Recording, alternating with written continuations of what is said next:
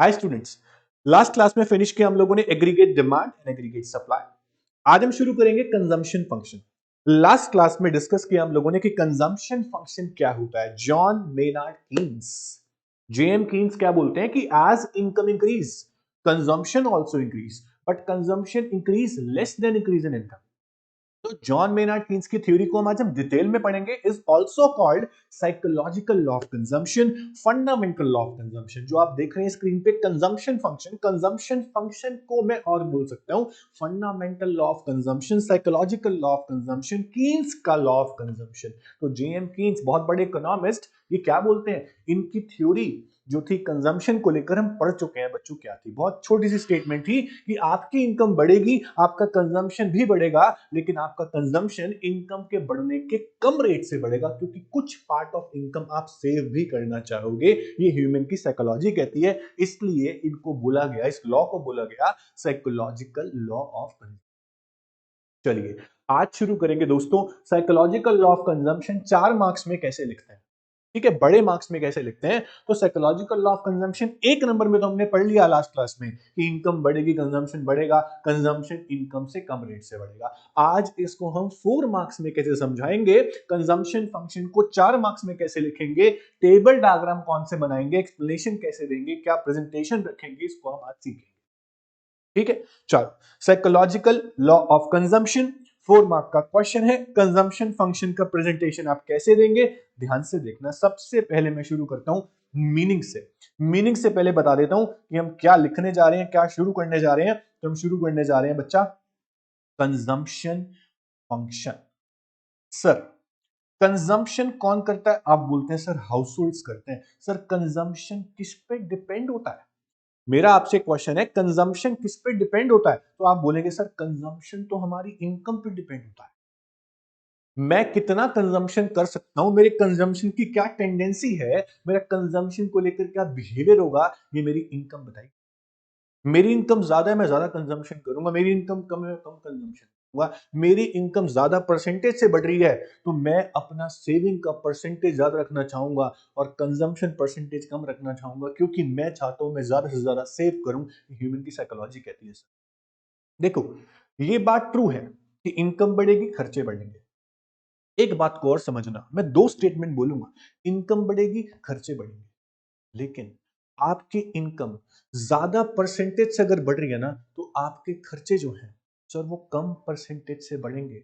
आपकी साइकोलॉजी, आपकी थिंकिंग ये बोलेगी आपको कि यार सेव कर, सेव कर, ये खरीदना है आगे जाके, ये मेरी इन्वेस्टमेंट मुझे करनी है, मेरा प्रिकॉशनरी मोटिव पूरा होना चाहिए, मेरे को कल को पैसे बचाने हैं, मेरे बच्चे क्या खाएंगे। तो आप जनरेशन का सोचना शुरू कर देते हैं एक लेवल के बाद। देखो बच्चों, लाइफ में ना बहुत सारे लेवल्स आते हैं, हम लेवल्स के हिसाब से हमारा माइंड अलग अलग चीजें सोचता है। आज आपने पैसे कमाने शुरू किए, आप सोचोगे सारे खर्च कर दूं, ये भी ले लूं, वो भी ले लूं, वो भी ले लूं, जो नहीं ले सकता वो भी ले लूं। लेकिन आते आते आते एक टाइम ऐसा आएगा कि आपके खर्चे, आप अपने खर्चों को कॉन्ट्रैक्ट करना चाहोगे कि मैं अब जोड़ूं जोड़ूं जोड़ूं।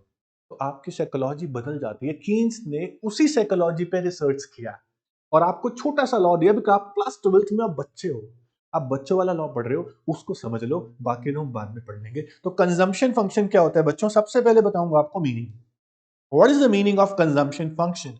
सो we can say that sir it refers to, it refers to the functional relation, functional relation. Sir consumption किसका फंक्शन है, इनकम का। Functional relation between consumption and national income. Sir हम यहां पे एक इंडिविजुअल की बात तो नहीं कर रहे हैं, हम ओवरऑल पूरी इकोनॉमी की बात कर रहे हैं। तो पूरी इकोनॉमी का टोटल कंजम्पशन और पूरी इकोनॉमी की इनकम, इसको नेशनल इनकम, उसके फंक्शनल रिलेशन की बात कर रहे हैं, एक इंडिविजुअल पर्सन की बात हम नहीं कर रहे हैं। ठीक है, इकोनॉमी एज ए होल की हम बात कर रहे हैं। तो functional relation between consumption and national income, इसकी जगह पर कई बार आपको देखने को मिलेगा disposable income. Sir what is disposable income? जो इनकम खर्चा और सेविंग करने के लिए बची हुई है after paying taxes and miscellaneous expenses to the government, उसके बाद जो इनकम बची है उसको बोलते हैं आप डिस्पोजेबल। तो कई जगह लिखा मिलेगा, कोई फर्क नहीं पड़ता उससे, आपको इस पे ध्यान देना है। आप नेशनल इनकम भी लिख सकते हो। तो कंजम्पशन जो है वो किसका फंक्शन है? Consumption is function of national income. C यानी consumption, F means function, Y means national income. Consumption is function of national income. As income increases consumption also increases but at a lower rate, ये Keynes का कहना था। तो consumption function जब आपका ज्यादा marks में आएगा, पहले आप मीनिंग बता दोगे सर कंजम्पशन फंक्शन होता क्या है। कंजम्पशन फंक्शन को बोल सकता हूं मैं प्रोपेंसिटी टू कंज्यूम। इकोनॉमी का बिहेवियर कैसा होता है जब इकोनॉमी की इनकम बढ़ती है। जैसे जैसे इकोनॉमी रिच होती है तो इकोनॉमी का कंजम्पशन बिहेवियर, कंजम्पशन करने की टेंडेंसी क्या होती है, उसको बोलते हैं प्रोपेंसिटी टू कंज्यूम या फिर कंजम्पशन फंक्शन। तो मैं इस टॉपिक को पुकार सकता हूं प्रोपेंसिटी टू कंज्यूम के नाम से। करेक्ट है बॉस? प्रोपेंसिटी टू कंज्यूम ये हम पढ़ने जा रहे हैं। टेंडेंसी, प्रोपेंसिटी मतलब टेंडेंसी, मेरा क्या बिहेवियर होगा कंजम्पशन का इनकम को लेकर जब मेरी इनकम चेंज होगी।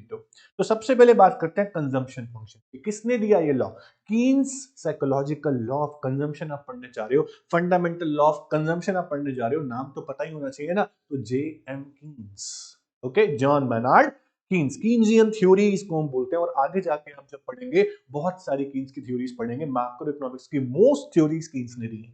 उसके बाद मीनिंग, एब्रीवेशन बोलते हैं, इक्वेशन बोल दो इसको आप लिखोगे। उसके बाद आ जाओगे शेड्यूल पे। इस चैप्टर में कोई टॉपिक शायद ही ऐसा होगा जहां पे शेड्यूल डायग्राम्स नहीं है, और नहीं भी है तो बना देंगे हम। तो सबसे पहले बात करते हैं शेड्यूल की। तो शेड्यूल में आप लोग सबसे पहला कॉलम बनाते हो सर इनकम का। मैंने बोला था आपको पूरे चैप्टर में एक ही टेबल चलेगी जो हम बनाते आ रहे हैं अब तक, आज भी वही बनाएंगे, इनकम। उसके बाद बनाएंगे सर कंजम्पशन। कंजम्पशन के बाद एक कॉलम और बनाऊंगा जहां बताना चाहूंगा मैं कि कंजम्पशन जो है इनकम से कैसे रिलेट कर रहा है, क्या रिलेशन और रिमार्क्स में कॉलम बनाऊंगा। तो सबसे पहले बात करेंगे इनकम की। इनकम में आप क्या लेते हो बॉस? इनकम आप शुरू करते हो जीरो से, राइट? जीरो, 100, 200, 300, 400 एंड 500, यहां तक आप लेते हो। आपकी इनकम जीरो, आपका कंजम्पशन जीरो हम नहीं लेते, क्योंकि आप बेसिक नीड्स पे, बेसिक सर्वाइवल पे कंजम्पशन करना चाहेंगे। आपकी इनकम ना हो तो भी आप करेंगे। उस कंजम्पशन को बोलते हैं autonomous consumption. Autonomous consumption denoted by C bar, इसको बोलते हैं सी बार। ध्यान रखना, आपकी इनकम 100 से बढ़ रही है, कीन्स बोलता है कि as income increases consumption also increases. This is true, but consumption increases at a lower rate than increase in income. तो मैं 100 से कंजम्पशन को नहीं बढ़ाऊंगा, क्योंकि केन्स बोलता है some part of income is saved also. तो आप कंजम्पशन को 100 से ना बढ़ाकर 100 से कम रेट से बढ़ाएंगे। आप 70 से बढ़ाओ, 80 से बढ़ाओ, 90 से बढ़ाओ, मैं 90 से बढ़ाता हूं। मैं यहाँ पे 100 लिखता हूँ 90 से इंक्रीज करके, फिर 190 लिखता हूँ, फिर 280 लिखता हूँ, फिर 370 लिखता हूँ, फिर 460 लिखता हूँ। उसके बाद अब रिमार्क्स क्या बोलते हैं सर? 3 स्टेज मेरे को मिल जाती हैं अगर मैं कीन्स का लॉ फॉलो करता हूं। कीन्स का लॉ फॉलो किया, मुझे 3 स्टेज कौन सी मिली कि सबसे पहली स्टेज पे C is more than Y, उसके बाद C is equals to Y, उसके बाद जितने भी लेवल्स हैं इन सब लेवल पे C is less than Y। This level shows that कि आप सेविंग्स अपनी पुरानी यूज कर रहे होंगे। जो कंजम्पशन आप कर रहे हो, ये वाला इनकम आपके पास है नहीं, तो आप डिस सेविंग्स में होंगे। सेविंग्स में आप नहीं हो सकते, और जितना आप कमाएंगे उतना ही आप खर्च करेंगे, तो आपकी सेविंग्स जो होंगी सर वो जीरो होंगी। और अगर आप इनकम ज्यादा कमाएंगे, खर्चा कम करेंगे, तो आपकी सेविंग्स होंगी जो आपकी सेहत के लिए और आपके फ्यूचर के लिए बहुत अच्छा है, आपके बच्चों के लिए बहुत अच्छा है। तो सेविंग्स होनी चाहिए आपके पास for future precautionary motives, emergencies. तो इनकम कंजम्पशन रिमार्क्स आप बनाएंगे। ये रिमार्क्स का कॉलम बच्चे बनाते नहीं है, ये आपको शो करता है कि 3 स्टेज मेरे सामने क्या है। हमारी लाइफ की 3 स्टेज होती हैं। उसके बाद एक बात जान लो, आपकी इनकम कंजम्पशन जब दोनों बराबर होते हैं ना, इस लेवल को मैं स्पेशल नेम दूंगा, जिसको मैं बोलूंगा बच्चा लोग ब्रेक इवन पॉइंट।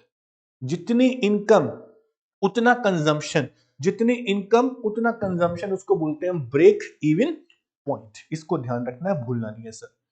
करेक्ट है?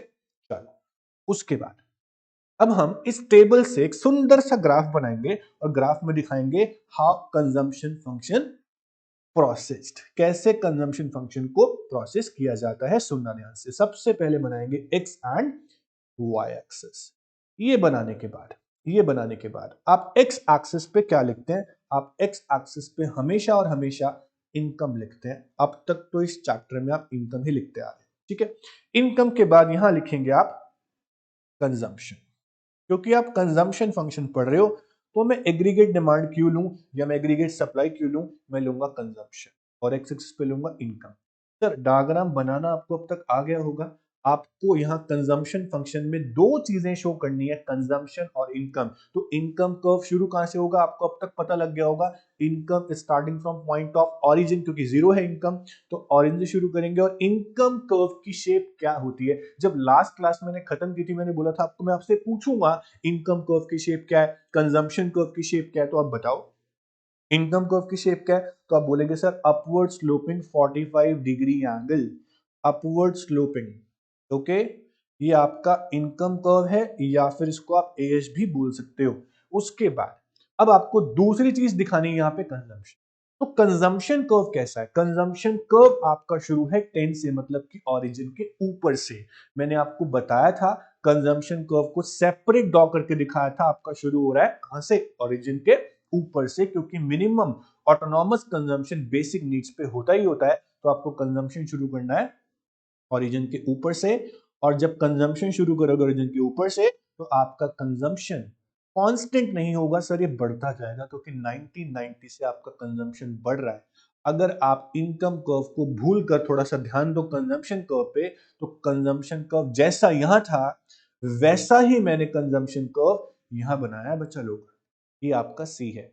अब आपके सामने तीन स्टेज दिखाता हूं आपको, जो मैंने टेबल में लिखे। C more than Y, C equals to Y, C less than Y. देखो आपको यहां दिखते हैं बच्चों, C more than Y, yes sir दिखता है। सी इक्वल्स टू वाई, ये भी दिखता है। सी लेस देन वाई, ये भी दिखता है। तो आपके डायग्राम परफेक्ट होंगे, सब कुछ दिखेगा बस। ये इनकम कर्व और कंजम्पशन कर्व जहां इंटरसेक्ट करते हैं, उस पॉइंट से आपको एक परपेंडिकुलर लाइन जरूर ड्रॉ कर लेनी है, क्योंकि ये शो करेगा कौन सी इनकम पे आपका कंजम्पशन बराबर था, कौन सी इनकम पे आपका ब्रेक इवन पॉइंट था।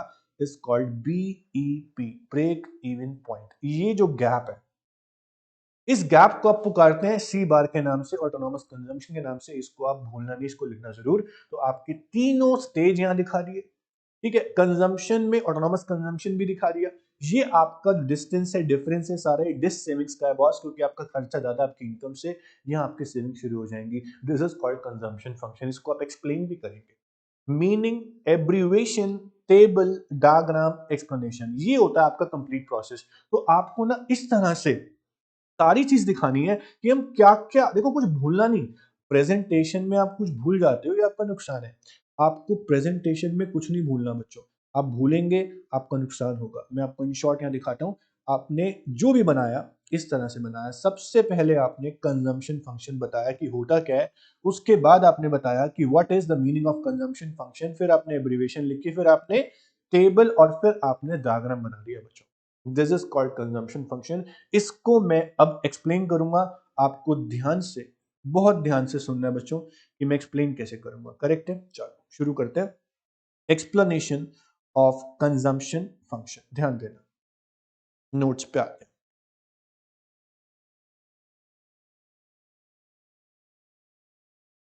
हाँ जी, consumption function, it refers to the functional relationship between consumption and national income. ये करेक्ट है। C is f of y, where C is consumption, y is national income, f is functional relationship. That's it. उसके बाद हमने table बनाई, हमने तीन stage दिखाई, C more than Y, C equals to Y, C less than Y. ये autonomous consumption है। C more than Y ये आपकी डिस सेविंग्स है, ये आपका ब्रेक इवन पॉइंट है। जितना इनकम उतना ही खर्चा, नो सेविंग्स, ये आपका सेविंग यहाँ पे हो जाती है। ये आपका मीनिंग, एब्रीवेशन, टेबल, डायग्राम। अब आते हैं बॉस सबसे इंपॉर्टेंट पार्ट पे, जो बच्चे भूल जाते हैं लिखना। प्रेजेंटेशन का सबसे इंपॉर्टेंट पार्ट होता है एक्सप्लेनेशन, जो आपको भूलना नहीं है। वो क्या कहता है? Explanation of consumption function. Diagram को देखकर एक्सप्लेन करना है, पिक्चर उतार देनी है जो कहती है पिक्चर। पिक्चर क्या कहती है कि इन द अबव डायग्राम, ध्यान दीजिएगा, इन द अबव डायग्राम, इस डायग्राम में क्या दिख रहा है आपको? एक्स एक्सिस पे आपने लिया सर इनकम को, वाई पे लिया आपने कंजम्पशन को, ओ वाई, ओ से लेकर, ये आपका ओ पॉइंट है, ये थोड़ा यहां हो गया, ये ओ से लेकर वाई तक आपका इनकम कर्व है, और सी आपका कंजम्पशन कर्व है। Both the curve intersect at point ई, जिसको बोलते हैं हम ब्रेक इवन पॉइंट, जो लिखा हुआ है। और जो ओ सी गैप है, ये ओ से लेकर सी तक जो गैप है, इस गैप को बोलते हैं सी बार, ऑटोनॉमस कंजम्पशन, जो ये शो करता है कि इनकम जीरो ही क्यों ना हो, आप मिनिमम खर्चा करेंगे ही करेंगे। ठीक है, ये जो लिखा है ना, वो सारा डायग्राम से उतारा हुआ है। पिक्चर को देख के उतारने की क्या कह रही है, समझ रहे हो? बहुत सिंपल बातें होती है, मुश्किल काम इसमें कुछ भी नहीं है। एक्स पे क्या लिया है, वाई पे क्या लिया है, कौन सा कर्व कौन सी शेप का है, कौन सा कर्व किसको कट कर रहा है, उस कट पॉइंट पे क्या है, वो जो गैप है किस चीज का, सब बता दो।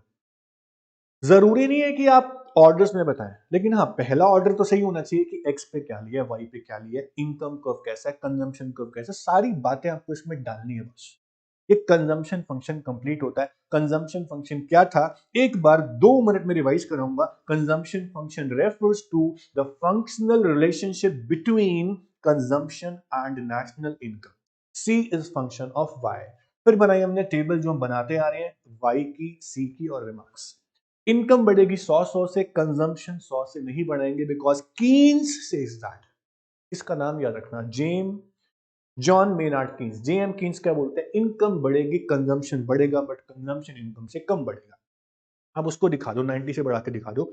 मिनिमम कंजम्पशन आपको करना ही करना है at low level of income. ये बेसिक नीड्स के लिए होता है, हम बिना कंजम्पशन के नहीं रह सकते हैं, तो ऑटोनॉमस कंजम्पशन आपको दिखाना है। और उसके बाद 3 स्टेज दिखानी है, C more than Y, C equal to Y, C less than Y. जहां सी इक्वल टू वाई होता है उसको बोलते हैं ब्रेक इवन पॉइंट, जो आपको जरूर शो करना है डायग्राम के अंदर भी और टेबल के अंदर। उसके बाद एक्सप्लेन कर डालना है, खत्म। हम कंजम्पशन फंक्शन को एक और नाम से पुकार रहे थे, प्रोपेंसिटी टू कंज्यूम। अब मैं पढ़ूंगा इसके टाइप्स, क्योंकि मैंने प्रोपेंसिटी टू कंज्यूम पढ़ लिया। क्या, अब मैं पढ़ूंगा types of propensity to consume. What is propensity, मेरी क्या टेंडेंसी होगी, मेरा क्या बिहेवियर होगा, मेरी इनकम अगर चेंज होती है तो मैं कंजम्पशन में किस तरह के चेंजेस करूंगा। तो उसको मैं एवरेज और मार्जिनल, दो बेसिस पे एक्सप्लेन कर सकता हूं। मेरा एवरेज कंजम्पशन क्या होगा, मतलब मेरी एवरेज प्रोपेंसिटी क्या रहेगी, मेरी मार्जिनल प्रोपेंसिटी क्या रहेगी। मेरी बात समझना, एक होता है कि मैंने टोटल कंजम्पशन को टोटल इनकम से डिवाइड कर दिया, तो क्या आ गया कि एवरेज मेरा निकल के आ गया। एक होता है मैंने इनकम में चेंज देखा, मैंने कंजम्पशन में चेंज देखा, मैंने चेंज इन कंजम्पशन को चेंज इन इनकम से डिवाइड किया, और मेरी मार्जिनल प्रोपेंसिटी। तो इनकम में बदलाव को देखकर आपकी क्या टेंडेंसी होती है कंजम्पशन के बदलाव को लेकर, आपका कंजम्पशन और इनकम किस रेशियो में है, वो एवरेज प्रोपेंसिटी है। मेरी बात समझना, प्रोपेंसिटी टू कंज्यूम होता क्या है, मैंने बता दिया आपको। प्रोपेंसिटी टू कंज्यूम किस तरह से आप देख सकते हो, आप किस बेस पे एक्सप्लेन कर सकते हो व्हाट इज प्रोपेंसिटी, तो मैं आपको बता दूं सर, प्रोपेंसिटी टू कंज्यूम को आप 2 पार्ट में डिवाइड कर सकते हो। प्रोपेंसिटी टू कंज्यूम को आप 2 पार्ट में डिवाइड कर सकते हो। सर वो 2 पार्ट हैं, सबसे पहला, average propensity to consume. Average propensity to consume, ये क्या होता है ध्यान से सुनना। अगर मैं टोटल कंजम्पशन को डिवाइड करता हूं टोटल नेशनल इनकम से, it refers to the ratio of total consumption to total income. Total consumption to total income. अगर मैं टोटल कंजम्पशन को टोटल इनकम से डिवाइड करता हूं तो क्या आएगा, सी अपॉन वाई। मैं अगर कंजम्पशन को डिवाइड कर रहा हूं इनकम से, तो मेरे पास आएगा sir average propensity to consume. मेरी बात समझना, इस एवरेज प्रोपेंसिटी टू कंज्यूम को आप और भी डिटेल में समझा सकते हैं with the help of table and its properties. मेरी बात समझना, दूसरी प्रोपेंसिटी कौन सी, पहले वो समझ लो। अगर मैं दूसरी प्रोपेंसिटी की बात करूं तो वो है बच्चों मार्जिनल प्रोपेंसिटी टू कंज्यूम। ये क्या होता है कि आपकी इनकम में अगर चेंज होता है तो ऑब्वियस ही बात है आपका कंजम्पशन भी चेंज होगा। आपके कंजम्पशन में चेंज को मैं अगर डिवाइड कर दूं इनकम के चेंज से, पहले मैंने क्या किया, मैंने कंजम्पशन को डिवाइड किया इनकम से, मेरा एवरेज प्रोपेंसिटी टू कंज्यूम आ गया। मेरी एवरेज टेंडेंसी आ गई कि मैं एवरेज कितना खर्च करता हूं अपनी इनकम में से। अब मैं बोलता हूं मार्जिनल प्रोपेंसिटी, मेरी इनकम में अगर चेंज होता है तो मेरे कंजम्पशन में भी चेंज होता है। मेरे कंजम्पशन में जो चेंज होता है उसको मैं डिवाइड करता हूं चेंज इन इनकम से, तो मेरी क्या टेंडेंसी है वो पता चल जाती है, मार्जिनल वाली। मार्जिन मतलब एडिशनल, एडिशनल इनकम। मेरी इनकम में इंक्रीमेंट हुआ, मेरी इनकम में इंक्रीज हुआ, तो मेरे कंजम्पशन में भी इंक्रीज हुआ। अब मैं क्या कर रहा हूं, इंक्रीज इन कंजम्पशन को इंक्रीज इन इनकम से डिवाइड कर रहा हूं, तो मेरी मार्जिनल प्रोपेंसिटी आ सकती है मेरे इनकम के चेंज होने से मेरे कंजम्पशन के चेंज में क्या बिहेवियर आया वो देखना चाहता हूं। उसको मैं कैसे देखूंगा, एमपीसी से देखूंगा, मार्जिनल प्रोपेंसिटी टू कंज्यूम से देखूंगा। तो एमपीसी क्या होता है, ध्यान से सुनना, it refers to the ratio of, it refers to the ratio of change in consumption, change in consumption to change in income, change in consumption to change in income। क्या लिखा मैंने, MPC is equals to change in consumption, मतलब delta C divide by delta Y, इसे बोलेंगे MPC. मेरी बात समझना, average propensity to consume, ये पहला टाइप है। दूसरा टाइप है marginal propensity to consume. Average propensity क्या होता है कि कंजम्पशन को डिवाइड कर दो इनकम से, तो आपकी एवरेज टेंडेंसी ऑफ कंजम्पशन आ गई आपकी इनकम में से। मार्जिनल प्रोपेंसिटी क्या होता है कि इनकम में चेंज हुआ, कंजम्पशन में चेंज हुआ, चेंज इन कंजम्पशन को डिवाइड कर दो चेंज इन इनकम से, तो आपके पास आता है मार्जिनल प्रोपेंसिटी टू कंज्यूम। अब इसको हम डिटेल में कैसे पढ़ेंगे सुनना, अभी आपको सब समझ में आएगा। अब सबसे पहले मैं क्या करूंगा, सबसे पहले मैं बनाऊंगा बच्चों टेबल, जिसमें मैं आपको निकाल के दिखाऊंगा average propensity and marginal propensity. सबसे पहला कॉलम लिया मैंने इनकम का, दूसरा कंजम्पशन का। देखो बच्चों सिंपल सा टॉपिक है, अगर आपसे टीचर पूछती है या पूछता है what is average propensity to consume, तो आप क्या बोलोगे, आप बोलोगे सर ये रेशियो होता है किसका, कंजम्पशन का और इनकम का। अगर आप कंजम्पशन, अपने कंजम्पशन को अपनी इनकम से डिवाइड कर दें तो एवरेज आप कितना कंजम्पशन करें आउट ऑफ एवरेज इनकम, तो आपको पता चल जाएगा। और अगर आप चेंज इन इनकम, आपकी इनकम 2 साल पहले ये थी, आज आपकी ये हो गई, और आपका कंजम्पशन 2 साल पहले ये था, आज ये हो गया, उस चेंज को आप अगर डिवाइड करें तो मार्जिनल प्रोपेंसिटी आ सकती है। तो मार्जिनल प्रोपेंसिटी और एवरेज प्रोपेंसिटी रेशियोज है।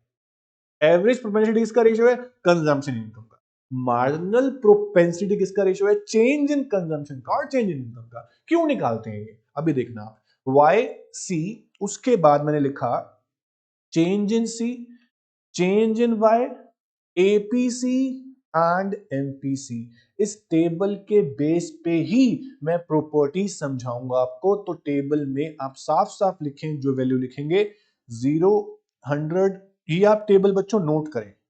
ये टेबल आप नोट के साथ साथ समझने पे ध्यान ज्यादा देना, कहीं नोट करने पे ध्यान ज्यादा दो। आपकी इनकम 0 तो खर्चा कुछ ना कुछ आप करेंगे। इनकम 100 से बढ़ रही है, खर्चे को हम 90 से बढ़ा के चलते हैं, हम सीखते आ रहे हैं क्लास 1 से। उसके बाद, उसके बाद आप क्या करेंगे, आपका नेक्स्ट कॉलम जो है वो है कि आपके कंजम्पशन में कितना चेंज हुआ। सर आपके कंजम्पशन में कोई चेंज नहीं हुआ अभी तक, आपकी इनकम 100 से चेंज हुई, आपका कंजम्पशन अब 90 से चेंज हुआ, तो अब लिखेंगे आप यहाँ पे 90 का चेंज हुआ। उसके बाद फिर 90 का चेंज हुआ कंजम्पशन में, उसके बाद फिर 90 का चेंज हुआ कंजम्पशन में, तो आपका चेंज हमेशा 90 का आपको दिख रहा है। लेकिन जो इनकम में चेंज है, अभी कोई चेंज नहीं है यहाँ से यहाँ तक, पता ही नहीं पहले क्या था। यहाँ चेंज है 100 का, तो 100 आप यहाँ लिखेंगे, 100 का चेंज हो गया। उसके बाद आपकी इनकम लगातार 100 से ही चेंज हो रही है। ये आपको समझ में आ गया होगा। अब निकालना है मुझे एपीसी। फॉर्मूला मेरे पास होता है C upon Y, consumption upon income. तो अब क्या करेंगे सर, आप कंजम्पशन को इनकम से डिवाइड कर देंगे। 10 upon 0, 10 upon 0 is not defined. 10 upon 0 को आप 0 मत लिखना बच्चों, आपसे रिक्वेस्ट है, 10 अपॉन 0 इज नॉट डिफाइंड। उसके बाद 100 अपॉन 100 इज 1, बहुत सिंपल है। उसके बाद आप करेंगे 190 अपॉन 200, आपके पास आएगा 0.95, 0.95। फिर आप करेंगे 280 अपॉन 300, आपके पास आएगा 0.93। आप डिवाइड करके देख लेना बच्चों। उसके बाद 370 अपॉन 400, आपके पास आएगा 0.925। फिर 460 अपॉन 500, आपके पास आएगा 0.92। मैंने कुछ भी नहीं किया, मैंने सिर्फ कंजम्पशन को इनकम से डिवाइड किया। कंजम्पशन को इनकम से डिवाइड करने के बाद मेरे पास जो वैल्यूज आ गई, इन वैल्यूज को बोलूंगा मैं average propensity to consume. Average propensity to consume is the ratio, is the value which is obtained by dividing consumption by total income. C को डिवाइड करूंगा इनकम से तो क्या आ जाएगा मेरे पास, एपीसी आ जाएगा। ये आ गया। अब निकालूंगा एमपीसी। ये क्या होता है, ये होता है ratio of change in consumption to change in income. Delta C को डिवाइड कर रहा हूं डेल्टा वाई से, तो डेल्टा सी मेरे पास 90 का, डेल्टा मेरे पास 100 का। तो मैं एमपीसी कैसे निकालूंगा सर, 90 अपॉन 100 0.9, फिर से 0. ये मेरे पास सेम वैल्यू आएगी। इन वैल्यूज के बेस पे मैंने वैल्यू क्यों निकाली, ये आप नोट कर लेना बच्चों, इंपॉर्टेंट टेबल है, ये नोट्स में नहीं मिलेगी, आपको खुद नोट करनी है। इसलिए नहीं मिलेगी क्योंकि आपको सीखना पड़ेगा। 90 अपॉन 100 0.9। अब क्या करेंगे आप, इन वैल्यूज के बेस पे आप प्रॉपर्टी समझ पाएंगे एपीसी की और एमपीसी। सबसे पहले पढ़ेंगे प्रॉपर्टीज ऑफ एपीसी।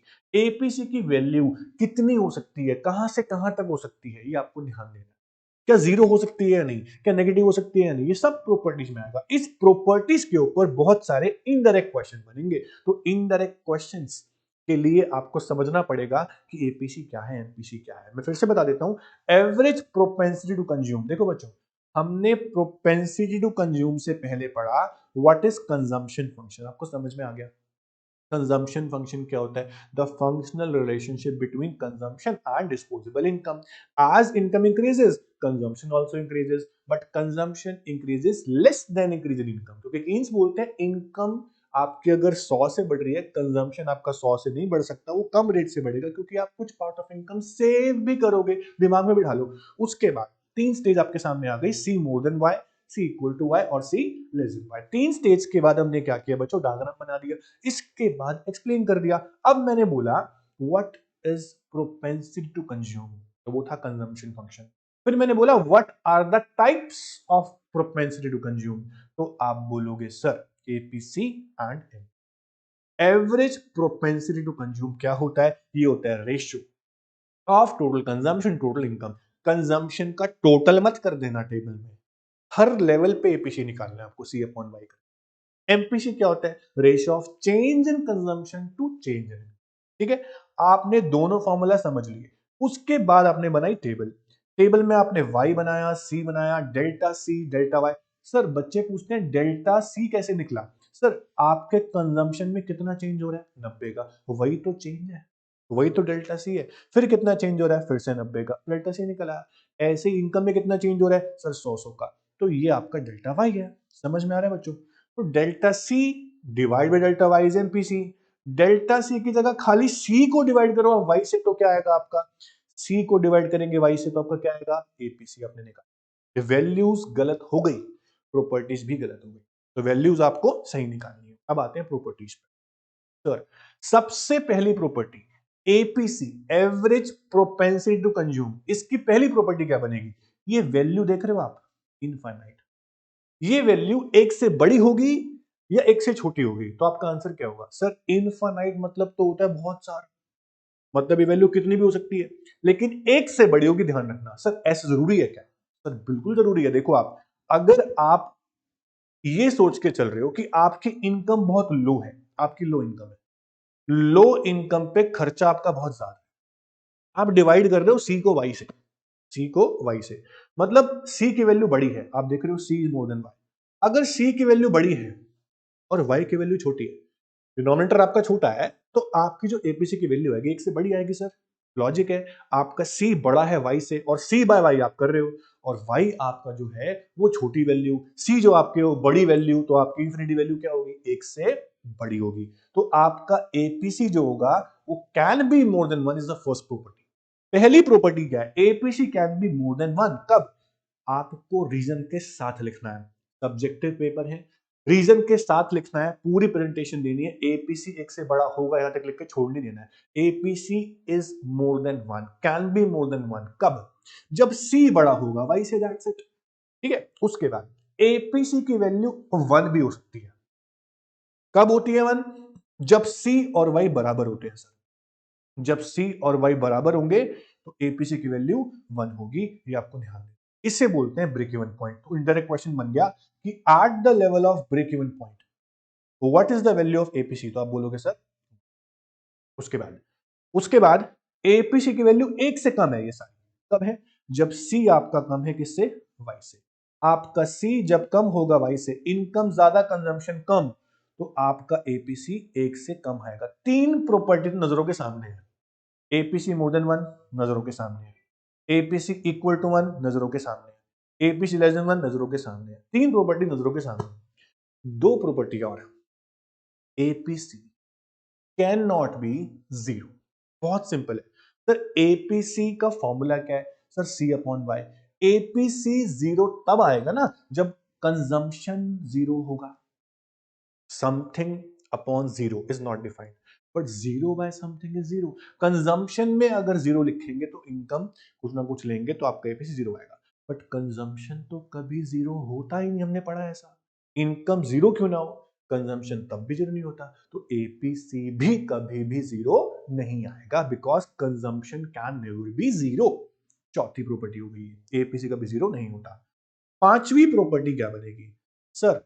एपीसी लगातार फॉल हो रहा है। देखो आप, इन्फिनिटी था, फिर 1 हुआ, 0.95, 93, 92, 92 ऐसे करके फॉल हो रहा है। तो आपका एपीसी फॉल हो रहा है विद राइज इन इनकम। पांचवी property, APC fall with rise in income, that's it. ये आपकी 5 प्रॉपर्टी हैं, बड़ी इंपॉर्टेंट सी। इन प्रॉपर्टीज के बेस पे बहुत सारे डायरेक्ट क्वेश्चन बनेंगे, आपको ध्यान देना। करेक्ट है। इसके बाद आते हैं एमपीसी की प्रॉपर्टीज पे। एक बार एपीसी की प्रॉपर्टी को फिर से देख लो, नोट्स में आपके लिखी हुई है। APC can be more than 1 जब कंजम्पशन ज्यादा होगा इनकम से। करेक्ट है, ब्रेक इवन पॉइंट से पहले। APC can be equal to 1 कब? 8 ब्रेक इवन पॉइंट, जब सी आपका बराबर है किसके? वाई के। APC can be less than 1 जब आपका सी कम है वाई से। उसके बाद APC fall with rise in income. ठीक है।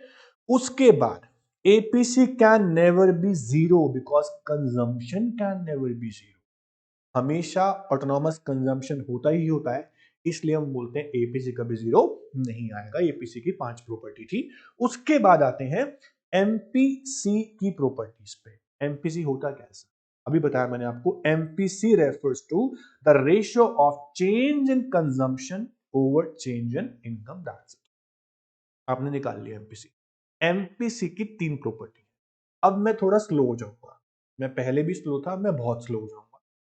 मैं स्लो क्यों हो रहा हूं? क्योंकि एमपीसी की प्रॉपर्टी बहुत बहुत बहुत ज्यादा इंपॉर्टेंट है। प्रॉपर्टीज ऑफ एमपीसी बहुत ज्यादा इंपॉर्टेंट है। आपको इस पे भरपूर तरीके से ध्यान देना है। जितना आप में ध्यान है उतना सारा ध्यान यहाँ पे दे दो। प्रॉपर्टीज ऑफ एमपीसी, कहने को एमपीसी की 3 ही प्रॉपर्टी है, पर समझने को बहुत कुछ है इसके अंदर। तो आपको बहुत अच्छे से समझना है, अच्छे समझदार बच्चे बनके। ठीक है। सबसे पहली प्रॉपर्टी, एमपीसी। एमपीसी एक्चुअली लिखना चाहता हूं मैं वैल्यू ऑफ एमपीसी। एमपीसी की जो वैल्यू होगी लाइज बिटवीन 0 to 1, 0 से 1 के बीच में होगी। एमपीसी कभी भी 0 नहीं आएगा, ये पहली बात। दूसरी बात, एमपीसी कभी भी 1 भी नहीं आएगा। मतलब ना 0 हो सकता है ना 1 हो सकता है, 0 से लेके 1 के बीच में ही आएगा, जो मर्जी हो जाए। हम शॉर्ट रन की बात कर रहे हैं। तो एमपीसी की वैल्यू 0.9 आपने देखी, ना 0 थी ना 1 थी, 0 1 के बीच में थी। इसके रीजन क्या है सर? सबसे बड़ा बड़ा जो आपका टॉपिक है आज का, जो मेन कंसेप्ट है वो यही है कि एमपीसी की प्रॉपर्टीज। एमपीसी की प्रॉपर्टी में पहली प्रॉपर्टी है, एमपीसी की वैल्यू 0 और 1 के बीच में लाई करेगी। ना 0 होगी ना 1 होगी। 0 क्यों नहीं होगी बताऊंगा, 1 क्यों नहीं होगी बताऊंगा। आपको बस ध्यान से सुनना है। देखो, सबसे पहले आसान बनाना मेरा काम है, तो आसान बनाने के लिए पहले बताऊंगा एमपीसी 1 क्यों नहीं। सुनना सर, आपको जब भी लगे कि मेरे को समझ में नहीं आ रहा, आप ना सिर्फ फॉर्मूले पे ध्यान दो कि फॉर्मूला क्या होता है। एमपीसी का फॉर्मूला होता है sir change in C upon change in Y. बहुत आसान तरीका बताऊंगा। सर आप बताओ, एमपीसी 1 नहीं होता, प्रॉपर्टी ये है ना, ये सोच लो कि 1 कब आएगा। वन कब आएगा? एमपीसी वन तब आएगा जब डेल्टा सी और डेल्टा वाई बराबर हो जाए तो एमपीसी वन आ जाएगा। बोलो हाँ या ना।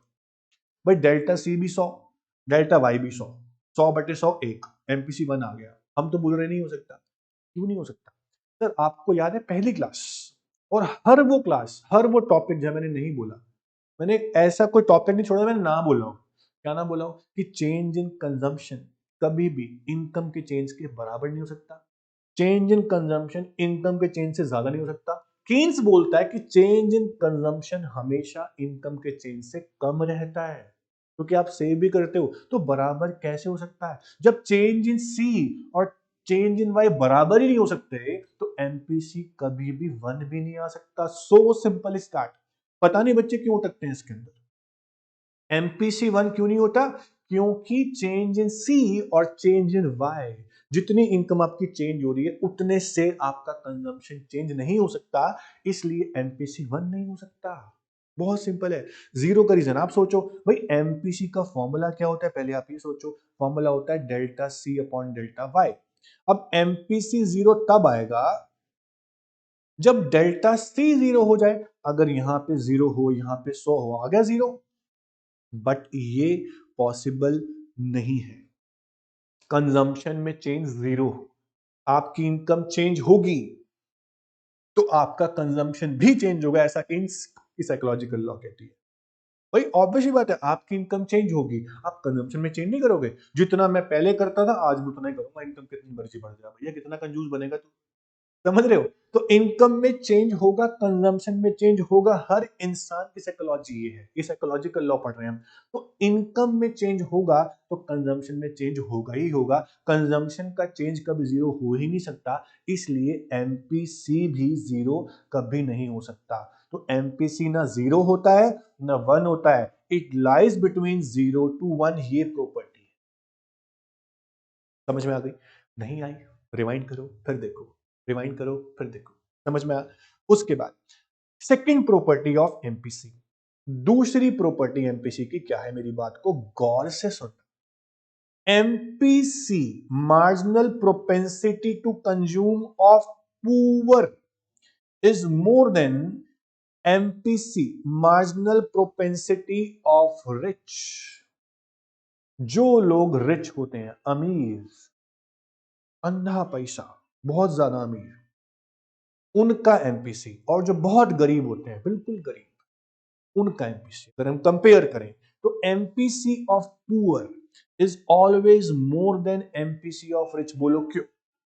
क्योंकि जो पुअर लोग हैं उनकी इनकम का मेजर पार्ट, उनकी इनकम का मेजर परसेंटेज जो है वो चला जाता है किसमें? कंजम्पशन।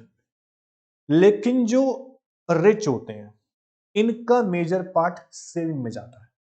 तो जो पुअर लोग हैं ना, वो लोग इनकम कितनी भी कमा लें, बहुत पुअर है, इनकम बढ़ गई, इनकम और बढ़ गई, उनका लिविंग स्टैंडर्ड बहुत लो है। रिच के लिविंग स्टैंडर्ड तक पहुंचने के लिए उनको बहुत सारा कंजम्पशन करना पड़ेगा, इसलिए उनका हमेशा स्ट्रगल करते करते उनका कंजम्पशन हमेशा हाई रहता है एज कंपेयर टू रिच। इसलिए बोलते हैं एमपीसी ऑफ डेवलप्ड कंट्रीज जो है वो कम रहता है। MPC of undeveloped developing nation उनका एमपीसी ज्यादा रहता है। क्योंकि जो अनडेवलप्ड नेशन है, जो गरीब देश है, जो पुअर लोग हैं, उनका कंजम्पशन का परसेंटेज हमेशा ज्यादा रहेगा। उनका लिविंग स्टैंडर्ड बहुत लो है, उनको लिविंग स्टैंडर्ड बढ़ाना है अपना, उसके लिए वो बहुत कंजम्पशन करते हैं, सेविंग नहीं कर पाते। तो जो लोग पुअर हैं वो सेविंग नहीं कर पाते, उनका कंजम्पशन बहुत ज्यादा होता है, इसलिए उनका एमपीसी हाई होता है as compare to rich. Property देखो बच्चों नोट्स में क्या है। MPC MPC MPC of poor is more than of rich. It happens because poor people spend a greater percentage of their increased income on consumption, as most of their basic needs remain unsatisfied. On the other hand rich people spend a smaller percentage of the income, क्योंकि उनका living standard, जो living standard है वो पहले से पूरा हो चुका है। अब वो क्या करेंगे? अब उनको सिर्फ नॉर्मल चीज खरीदनी है, बाकी वो सेविंग में डालेंगे पैसा। उनका सेविंग ज्यादा होता है, उनका एमपीसी लो रहता है। तो MPC of poor is more than MPC of rich. बहुत simple. Third property is very very important. आपको दो प्रॉपर्टी वापस से रिवाइज करा देता हूं। पहली प्रॉपर्टी थी MPC lies between 0 to 1। MPC की वैल्यू 0 और 1 के बीच में लाई करती है। एमपीसी 1 भी नहीं हो सकता, एमपीसी 0 भी नहीं हो सकता, क्योंकि चेंज इन कंजम्पशन ना ही इनकम के चेंज के बराबर हो सकता है, इसलिए एमपीसी 1 नहीं होता। चेंज इन कंजम्पशन का भी 0 भी नहीं हो सकता, इसलिए एमपीसी भी 0 नहीं हो सकता। अब आप दूसरी प्रॉपर्टी पे, एमपीसी ऑफ पुअर जो है वो हमेशा ज्यादा होता है एमपीसी ऑफ रिच से, क्योंकि पुअर का major percentage of increase income is spent on consumption. उनका लिविंग स्टैंडर्ड बहुत लो है, उनको बढ़ाना है, और बढ़ाने के लिए उनको बहुत सारा कंजम्पशन अभी करना है, तो उनका एमपीसी हमेशा हाई रहेगा as compare to rich people. ठीक है। उसके बाद थर्ड प्रॉपर्टी आती है, MPC fall with rise in income. Sir आप तो झूठ बोल रहे हो, क्यों? क्योंकि टेबल में आपने 0.9 लिखा है सर, 0.9 0.9 0.9 तो कांस्टेंट, आप फॉल क्यों लिख रहे हो? बच्चों वो टेबल है, टेबल में हमने अजम्पशन लिया कि हम 90 से बढ़ा रहे हैं। सर ये बात तो बिल्कुल सही है कि इनकम बढ़ेगी, कंजम्पशन बढ़ेगा, पर कंजम्पशन इनकम से कम बढ़ेगा, लेकिन हमेशा 90 से बढ़ेगा, ये बात तो सही नहीं है। फिर आपने क्यों लिया? हमने सिर्फ टॉपिक को समझाने के लिए लिया। बट हाँ, ये ट्रू है कि चेंज इन कंजम्पशन इनकम से कम ही होगा, लेकिन 80 से बढ़ सकता है कंजम्पशन, कभी कभी 70 से बढ़ सकता है, हमेशा 90 से बढ़े पॉसिबल नहीं है। तो हमने टेबल इसलिए ली सिर्फ समझाने के लिए टॉपिक्स को। इन रियल लाइफ क्या होता है सुनना, in real life MPC fall with rising income. ऐसा क्यों? बहुत सिंपल सा लॉजिक है, बहुत आसान लॉजिक है, 1 मिनट में पूरा हो जाएगा। लॉजिक क्या है सर? एज अपना एग्जांपल लेके चलो, बात तो इकोनॉमी की हो रही है, एग्जांपल अपना लेके चलो। एज यू बिकम रिचर, जैसे जैसे आप अमीर होते जाएंगे, एज वी बिकम रिचर, हमारा major percentage of increase income saving में जाएगा या कंजम्पशन में जाएगा? बोलो। जैसे जैसे आप रिच होते जाएंगे, वैसे वैसे आपका लिविंग स्टैंडर्ड तो पूरा हो ही होगा। अब आपका major percentage of increase income go to saving, not on consumption. जैसे जैसे इकोनॉमी रिच होती है, वैसे वैसे इकोनॉमी की बढ़ी हुई इनकम का, इंक्रीमेंटल इनकम, बढ़ी हुई इनकम का मेजर परसेंटेज सेविंग में जाता है, कंजम्पशन में नहीं। इसलिए एमपीसी फॉल होता है। फिर से सुनना property, MPC fall with rising income. क्यों? सुन, MPC fall with successive increase in income. It happens because as an economy becomes richer, it has tendency to consume smaller percentage of each increment to its income. अगर economy की income बढ़ रही है, increment मतलब बढ़ना, उस बढ़ी हुई इनकम का जो मेजर परसेंटेज है वो आपका कहां जाएगा? सेविंग में। जो स्मॉलर परसेंटेज है वो जाएगा कंजम्पशन में। जब कंजम्पशन में स्मॉलर परसेंटेज जा रहा है तो एमपीसी बढ़ कैसे सकता है? वो तो फॉल होगा। सर आप लॉजिक सुनो, आप एमपीसी फॉल क्यों हो रहा है उस पर ध्यान मत दो, आप लॉजिक सुनो कि आप रिच हो गए तो आपका major percentage of increase income कहां जाएगा? सेविंग में जाएगा, कंजम्पशन में नहीं। आपका लिविंग स्टैंडर्ड पूरा हो चुका है, अब बहुत सारी चीजें खरीद चुके घर के लिए अपने, अब आप सेविंग करना चाहो तो MPC fall with rise in income. ये 3 प्रॉपर्टी है, इसको बहुत ध्यान से करना। इस पूरे चैप्टर में यही टॉपिक ऐसा है जो आपको बहुत ध्यान से करना है, एमपीसी की प्रॉपर्टी। ठीक है, चलो अब आते हैं difference between APC and MPC. बहुत सिंपल है, डेफिनेशन हो गई, फॉर्मूला हो गई, प्रॉपर्टी हो गई, डिफरेंस बड़े आराम से बाप से हो जाएगा। ठीक है, मीनिंग दिया हुआ है, आपको अच्छे से आता है मीनिंग। वैल्यू कितनी किसकी हो सकती है दी हुई है? एपीसी की वैल्यू 1 भी हो सकती है, 1 से ज्यादा भी हो सकती है, और 0 नहीं हो सकती। एमपीसी 0 1 के बीच में लाई करता है, ये प्रॉपर्टी है, तो डिफरेंस बन सकता है। उसके बाद नेक्स्ट आपका आता है बच्चा फॉर्मूला, ये फॉर्मूला भी आपको क्लियर है। उसके बाद अब जो नेक्स्ट टॉपिक आएगा वो आएगा propensity to save, saving function. अभी हम कंजम्पशन फंक्शन को पूरा नहीं किए, ठीक है, तो पहले कंजम्पशन फंक्शन को पूरा करते हैं। क्या पूरा नहीं हुआ इसके अंदर बच्चों? डायग्राम हो गया, प्रॉपर्टी हो गई, एपीसी एमपीसी हो गए। APC MPC, average propensity to consume और मार्जिनल प्रोपेंसिटी टू कंज्यूम, इसके डायग्राम्स नहीं हुए। प्रॉपर्टी तो हो गई, अब डायग्राम पे ध्यान देना। एपीसी और एमपीसी दोनों के डायग्राम बनाऊंगा, आपको ध्यान से देखना है कि मैं डायग्राम कैसे बना रहा हूं। यहां बनाऊंगा एपीसी का और यहां बनाऊंगा एमपीसी का। आप ध्यान देना बच्चा लोग, एपीसी एमपीसी के डायग्राम बनाते हैं। तो सबसे पहले आप लोग एक्स एक्सिस पे क्या लेंगे यहां पर, इनकम। क्या लेंगे बॉस, इनकम। आप डायग्राम बना रहे हैं एपीसी का और एमपीसी का, तो आपको कंजम्पशन चाहिए, सेविंग से कोई मतलब नहीं है, तो आप कंजम्पशन लिखेंगे। करेक्ट है, कंजम्पशन एंड कंजम्पशन। सर दोनों डायग्राम इकट्ठे बना रहे हो आप? सर एक बनाऊंगा एक बारी में, लेबलिंग इकट्ठी कर रहा हूं। अब पहले बनाऊंगा मैं एपीसी।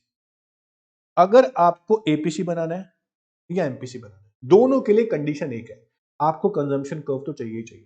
कंजम्पशन कर्व शुरू कहां से होता है, याद दिला, इनकम जीरो ही क्यों ना हो, कंजम्पशन जीरो नहीं होता, तो कंजम्पशन कर्व शुरू होता है ओरिजिन के ऊपर से। तो आप समवेयर स्टार्ट करें कहीं से भी, दिस इज कंजम्पशन कर्व। अब आपको निकालना है एपीसी। तो एपीसी निकालने के लिए मेरे पास फॉर्मूला होता है C upon Y, consumption upon income. Correct है, तो उसके लिए आपको कोई भी एक कॉम्बिनेशन चाहिए, दिस इज सी और ये आपका हो गया वाई। दो कॉम्बिनेशन ले लिया आपने, एक कॉम्बिनेशन सी और वाई का, ओ से लेके वाई तक आपकी इनकम हो गई और ओ से लेके सी तक आपका कंजम्पशन हो गया। इसको मैं C1 नाम दे देता हूं क्योंकि सी ऑलरेडी यहां पे है। ठीक है बच्चों, अब एपीसी निकलेगा आपका इस पॉइंट पे, ध्यान रखना एपीसी आपका निकलेगा कंजम्पशन कर्व के ऊपर किसी भी पॉइंट पे। मान लो पॉइंट ए पे, जो कॉम्बिनेशन है वो पॉइंट ए पे है, तो ए पॉइंट पे निकालोगे आप एपीसी, लिखोगे यहाँ पे एपीसी। फॉर्मूला क्या होता है, लिखोगे सी अपॉन वाई। मुझे बता दो कि एपीसी की वैल्यू निकालने के लिए मेरे पास कंजम्पशन भी होना चाहिए, इनकम भी होनी चाहिए। मेरा कंजम्पशन कितना है सर, ओ से लेके सी तक मेरा कंजम्पशन है, समझ रहे हो, ओ से लेके सी तक मेरा क्या है कंजम्पशन, और ओ से लेके वाई तक क्या है मेरी इनकम। मैं क्या लिखूंगा, O C upon O Y, consumption upon income. अगर यहाँ कोई वैल्यू होती, मान लो यहाँ पे होता 190, यहाँ पे होता 200, तो मैं क्या लिखता 190 upon 200, so simple is that, मेरा आ जाता है एपीसी। तो वैल्यू हो या अल्फाबेटिकल फिगर्स हो, क्या फर्क पड़ता है, एपीसी निकाल के दिखाना है। तो एपीसी के लिए आपको सिर्फ कंजम्पशन कर्व चाहिए, there is no need of income curve. Okay, अब एमपीसी कैसे निकलेगा सर, एमपीसी का फॉर्मूला क्या होता है, हर चीज फॉर्मूला पे डिपेंड है, change in C upon change in Y होता है।